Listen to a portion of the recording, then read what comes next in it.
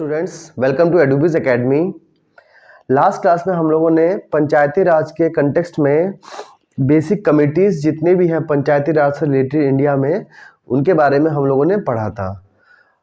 फिर हमने ये डिसाइड किया था कि नेक्स्ट क्लास में हम लोग उन सारी कमिटीज़ के बारे में डिटेल डिस्कशन करेंगे। तो आइए आज हम लोग उन सारी कमिटीज़ के बारे में डिस्कशन करते हैं। और एग्ज़ाम में बहुत ज़्यादा प्रोबेबिलिटी रहती है उन सब कमिटी से कुछ ना कुछ पूछने की टेंडेंसी एग्ज़ाम में बहुत ज़्यादा रहती है। तो आइए शुरू करते हैं। करने से पहले देखिए हम लोग कुछ एक बेसिक कॉन्सेप्ट दोबारा से हम लोग समझने की कोशिश करते हैं। सेंट्रलाइजेशन, केंद्रीकरण या फिर डिसेंट्रलाइजेशन, विकेंद्रीकरण में फ़र्क क्या आ रहा है। देखिए समझिएगा कि सेंट्रलाइजेशन में दोनों में समझिए पॉलिसी मेकिंग कहाँ पे हो रही है उसके हिसाब से तय किया जाता है कि वो सेंट्रलाइजेशन की तरफ जा रहा है सिस्टम की, डिसेंट्रलाइजेशन की तरफ जा रहा है या विकेंद्रीकरण की तरफ जा रहा है। अगर पॉलिसी मेकिंग वन सेंटर पे हो रही है और यहाँ पे पॉलिसी मेकिंग हो गई एक सेंटर पे और ऑर्डर्स नीचे की तरफ पास ऑन हो रहे हैं कि भाई आप जो पॉलिसी हो गई है उसको इम्प्लीमेंट करिए, तो वो होता है सेंट्रलाइजेशन या केंद्रीकरण।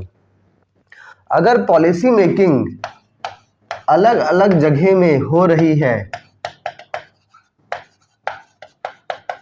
ठीक है, और उन सबके थ्रू सेंटर से कोऑर्डिनेशन बन रहा है, एक केंद्र से कोऑर्डिनेशन बन रहा है, तो उसको हम लोग क्या बोल रहे हैं, डिसेंट्रलाइजेशन। डिसेंट्रलाइजेशन मतलब क्या है कि बहुत सारे सेंटर्स, यहाँ पे एक सिंगल सेंटर है जहाँ पे पॉलिसी मेकिंग हो रही है, यहाँ पर डिफरेंट सेंटर्स हैं, छोटे छोटे सेंटर्स बना दिए गए जहाँ पे पॉलिसी मेकिंग हो रही है और इम्प्लीमेंटेशन भी हो जा रहा है, जिसकी वजह से अल्टीमेटली मेरा पूरा का पूरा देश मेरा विकसित हो जा रहा है।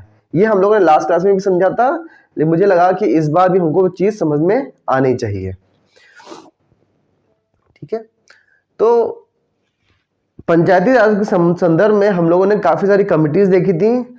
आइए उन कमिटीज़ के बारे में हम लोग थोड़ा सा डिटेल डिस्कशन उसको देखते हैं। पहली जो कमेटी हमने पढ़ी थी वो थी पंचायती राज के संदर्भ में बलवंत राय मेहता कमेटी। ये 1957 में ये गठित हुई थी। ठीक है, इन्होंने 3 लेवल ऑफ डिसेंट्रलाइजेशन बोले। इन्होंने क्या बोला कि जो डिसेंट्रलाइजेशन विकेंद्रीकरण के 3 स्तर इन्होंने अपनी रिपोर्ट में सजेस्ट किए हैं। ग्राम पंचायत, विलेज लेवल पर, गांव के लेवल पर ग्राम पंचायत होनी चाहिए, ब्लॉक लेवल पर पंचायत समिति होनी चाहिए और डिस्ट्रिक्ट लेवल पर जिला परिषद के बाद का गठन होने की इन्होंने बात की। ग्राम पंचायत, पंचायत समिति और जिला परिषद। ग्राम पंचायत के जो मेंबर्स होंगे उनका जो चयन होगा या फिर उनका इलेक्शन जो होता है डायरेक्ट होगा। डायरेक्ट मतलब क्या होता है कि समझ लीजिए 4 लोग हैं, 4 या पूरा गांव मिलकर एक व्यक्ति को उन्होंने चुना और वो सारी की सारी पॉलिसी को बना रहा है, तो मैंने जिसको चुना है वही गवर्न कर रहा है, तो उसे कहते हैं डायरेक्ट इलेक्शन। पंचायत समिति और जिला परिषद में जो इलेक्शन होंगे वो इनडायरेक्ट इलेक्शन होंगे। इनडायरेक्ट मतलब क्या होता है, जैसे मैंने पूरे विलेज ने मिलकर 2 व्यक्ति या एक व्यक्ति को चुना, उसने किसी और को चुन लिया।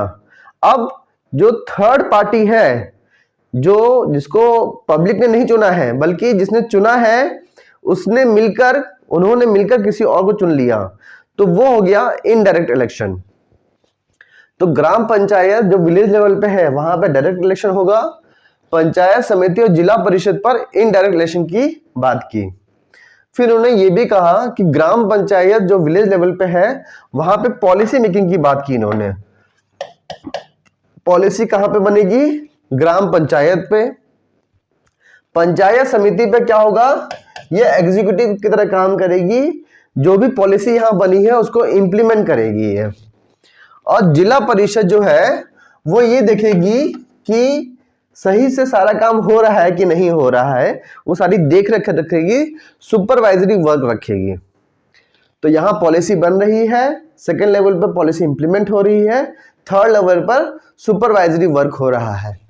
ठीक है, और जिला परिषद के जो अध्यक्ष होंगे, हेड होंगे, वो होंगे डिस्ट्रिक्ट मजिस्ट्रेट या फिर कहीं कहीं पे इनको डिस्ट्रिक्ट कलेक्टर भी बोला जाता है। तो ये सारी चीजें रिकमेंड इन्होंने बलवंत राय मेहता कमेटी में ये सारी रिकमेंडेशन आई थी। जितनी भी रिकमेंडेशन थी वो सब नेशनल डेवलपमेंट काउंसिल, ठीक है, राष्ट्रीय विकास परिषद ने एक्सेप्ट कर ली। पहला राज्य, इस कमेटी के बाद ऐसा पहला राज्य जिसने पंचायत सिस्टम को इंप्लीमेंट किया वो बना राजस्थान। राजस्थान में नागौर एक डिस्ट्रिक्ट है, वहां पे सबसे पहली बार 2 अक्टूबर 1959 में पंचायत का गठन हुआ। तो भारत में सबसे पहले पंचायत सिस्टम कहां पे इंप्लीमेंट हुआ? राजस्थान में। राजस्थान में नागौर डिस्ट्रिक्ट में इंप्लीमेंट हुआ। कब हुआ? 2 अक्टूबर 1959। तो ये बहुत इंपॉर्टेंट डेट बन जाती है अगर हम पंचायती राज के कंटेक्स्ट में सोचें। Second state to implement panchayati raj was Andhra Pradesh. तो ये चीजें याद रखिएगा, कभी कभी पूछ ली जाती हैं। नेक्स्ट जो कमेटी है 1977 में बनी, जो हमने पढ़ा था लास्ट क्लास में भी, वो है अशोक राय मेहता कमेटी। इन्होंने 132 रिकमेंडेशंस दी। ये काफी, ये इसलिए बोल रहे हैं कि एक बार पूछा भी गया है कितनी रिकमेंडेशन दी थी, 132 रिकमेंडेशन दी थी। और इन्होंने बोला जो इनके हिसाब से पंचायती राज में, जैसे बलवंत राय मेहता कमेटी में 3 स्तर बोले गए थे, ठीक है, यहां पर 2 स्तर बोले गए हैं। 2 टीयर होना चाहिए, पहला और ये दूसरा। पहला डिस्ट्रिक्ट लेवल पे बात की इन्होंने, जिला परिषद की, और मंडल पंचायत की बात की इन्होंने। ग्रुप ऑफ विलेजेस होंगे, 15,000 से 20,000 तक की पॉपुलेशन वाले जो विलेजेस होते हैं उनका ग्रुप बनेगा। ठीक है, मतलब टोटल पॉपुलेशन कितनी होगी? 15,000 से 20,000, उनका उन विलेजेस का ग्रुप बनेगा।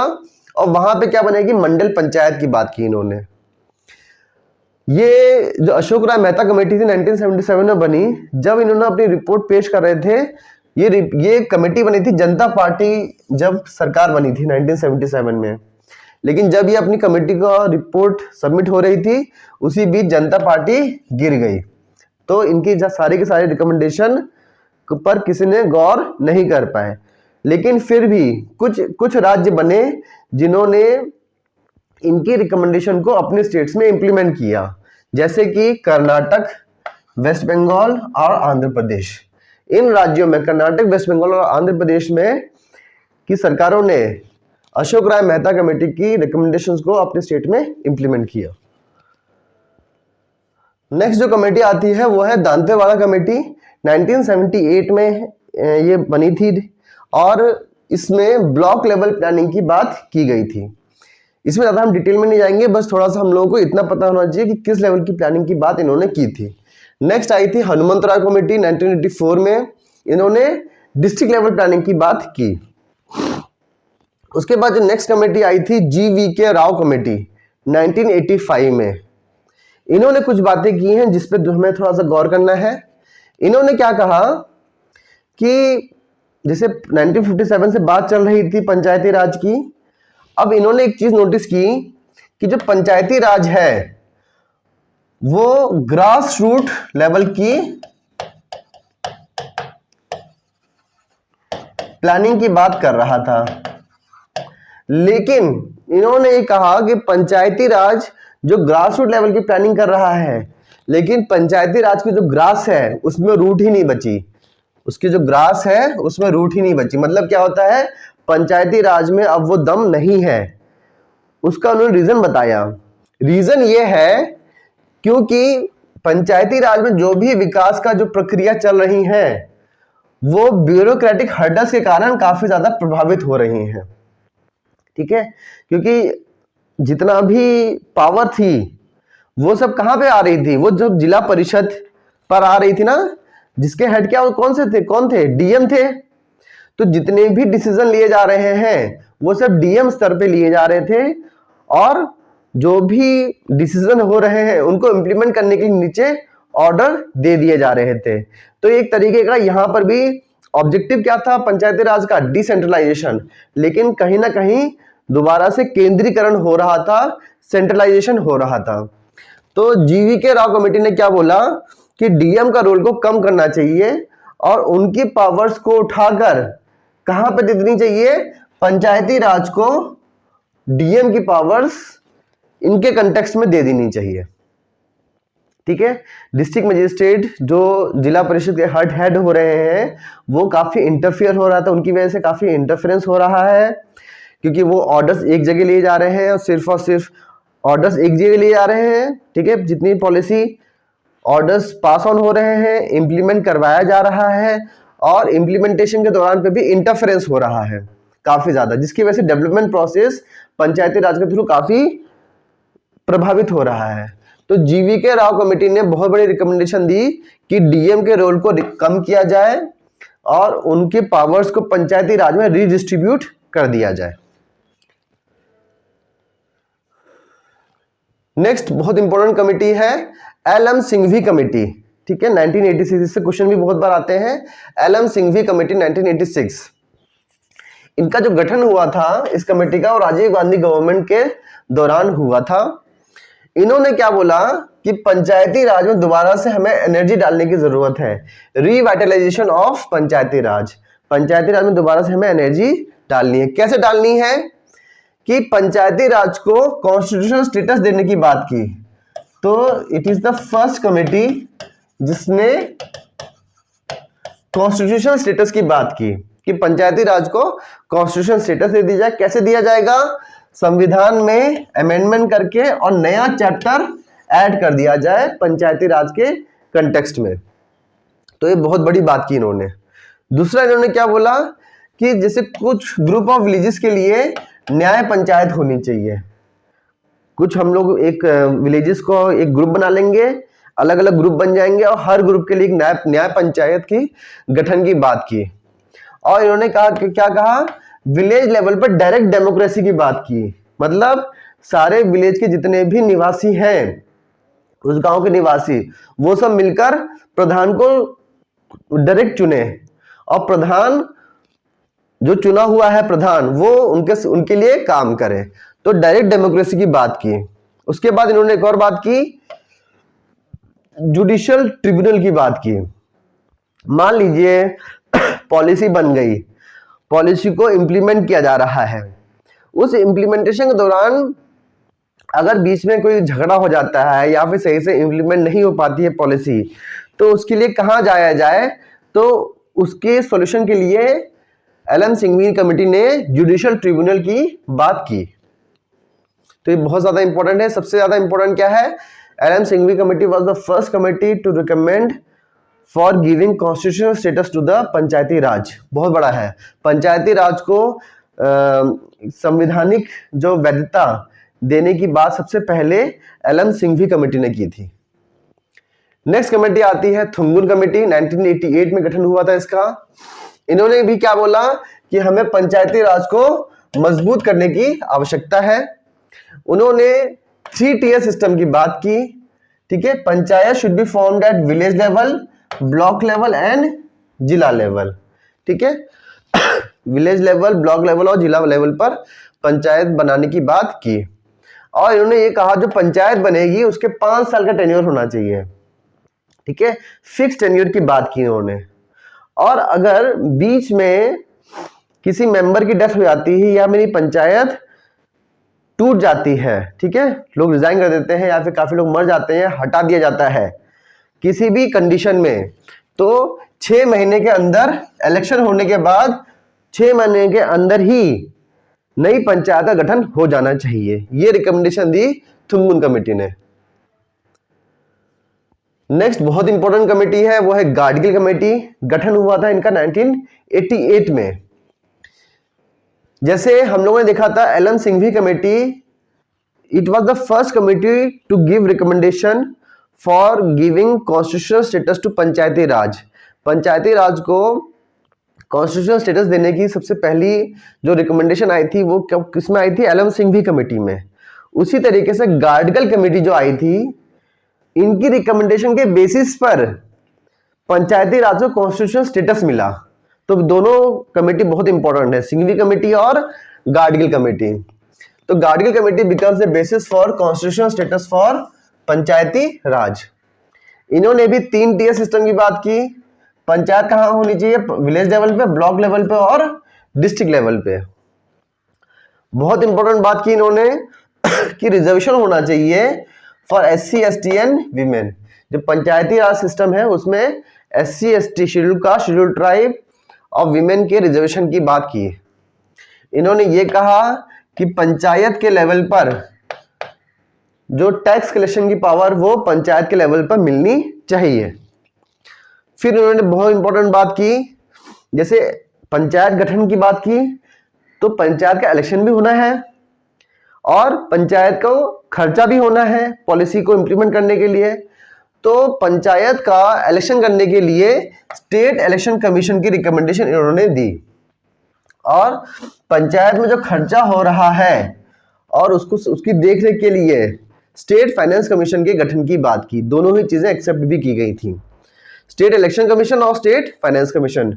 ये हमारे कॉन्स्टिट्यूशन में भी ऐड किया गया सारी चीजें। तो बहुत इंपॉर्टेंट कमेटी है, इनकी रिकमेंडेशन बहुत इंपॉर्टेंट है। अब देखिए हम लोगों ने सारी कमिटीज के बारे में देखा, इंपॉर्टेंट कमिटीज और उनके इंपॉर्टेंट पॉइंट्स। अब हम लोग देख लेते हैं कि किस तरीके से पंचायती राज को कॉन्स्टिट्यूशनल स्टेटस मिला, कौन कौन सी गवर्नमेंट ने कौन कौन से स्टेप उठाए और किस प्रक्रिया के थ्रू, मतलब कैसे कैसे डिफिकल्टीज आई, कैसे प्रोसेस रहा कि अल्टीमेटली हमारे पंचायती राज को कॉन्स्टिट्यूशनल स्टेटस मिला। इसकी जो शुरुआत हुई थी वो राजीव गांधी गवर्नमेंट के दौरान हुई थी। ठीक है, राजीव गांधी गवर्नमेंट में 64th अमेंडमेंट बिल 1989 को पास किया, लागू किया गया। ठीक है, और ये बिल लोकसभा में पास भी हो गया था, लेकिन राज्यसभा में इस बिल का बहुत ज्यादा विद्रोह हुआ और ये बिल पास नहीं हो पाया था। तो राजीव गांधी गवर्नमेंट का ये प्रयास था कि पंचायती राज में कॉन्स्टिट्यूशनल स्टेटस मिले, वो इस समय इनको नहीं मिल पाया। राजीव गांधी गवर्नमेंट के बाद VP सिंह गवर्नमेंट आई। ठीक, इन्होंने भी लोकसभा में बिल को रखा 1990 में, 1990 में, लेकिन जैसे ही जब वो बिल लोकसभा में था उसी समय VP सिंह गवर्नमेंट गिर गई और ये पूरा का पूरा बिल वहीं का वहीं रुक गया। उसके बाद नरसिम्हा राव गवर्नमेंट आई, ये भी कांग्रेस गवर्नमेंट थी, ये भी कांग्रेस गवर्नमेंट थी। इन्होंने 1991 में लोकसभा में बिल प्रेजेंट हुआ 73rd अमेंडमेंट बिल 1992 और ये लोकसभा राज्यसभा में पारित हुआ। प्रेसिडेंट ने इस पर हस्ताक्षर किए, हस्ताक्षर होने के बाद ये बन गया 73rd अमेंडमेंट एक्ट 1992। इस एक्ट के थ्रू पंचायती राज को कॉन्स्टिट्यूशनल स्टेटस मिला, 73rd अमेंडमेंट एक्ट 1992। और ये 73rd अमेंडमेंट एक्ट 1992 इंप्लीमेंट कब हुआ था? 24 अप्रैल 1993 को इंप्लीमेंट हुआ था। तो हमें ये ध्यान देना है कि ये पास किस एक्ट से हुआ है और इंप्लीमेंट कब हुआ है। ये बहुत सारी जो एग्जाम में ये क्वेश्चन भी पूछ लिया जाता है, बच्चे कंफ्यूज हो जाते हैं, तो ध्यान रखना है 73rd अमेंडमेंट एक्ट 1992 के थ्रू पंचायती राज को कॉन्स्टिट्यूशनल स्टेटस मिला। ये एक्ट इंप्लीमेंट कब हुआ है? 24 अप्रैल 1993 को इंप्लीमेंट हुआ है, इनैक्ट हुआ है। तो आज हम लोगों ने जो लास्ट क्लास में कमिटीज का हमने सिर्फ नाम देखा था, उनकी डिटेल डिस्कशन आज हम लोगों ने की और किस हिसाब से कौन कौन सी गवर्नमेंट ने कौन कौन से प्रयास किए जिसके थ्रू अल्टीमेटली पंचायती राज को कॉन्स्टिट्यूशनल स्टेटस मिला। उसमें 64th अमेंडमेंट बिल और 73rd अमेंडमेंट एक्ट, ये दोनों बहुत इंपॉर्टेंस होल्ड करते हैं। नेक्स्ट क्लास में हम लोग पंचायती राज से के कंटेक्स्ट में और डिस्कशन करेंगे, इसके बारे में और समझने की कोशिश करेंगे। Thank you very much.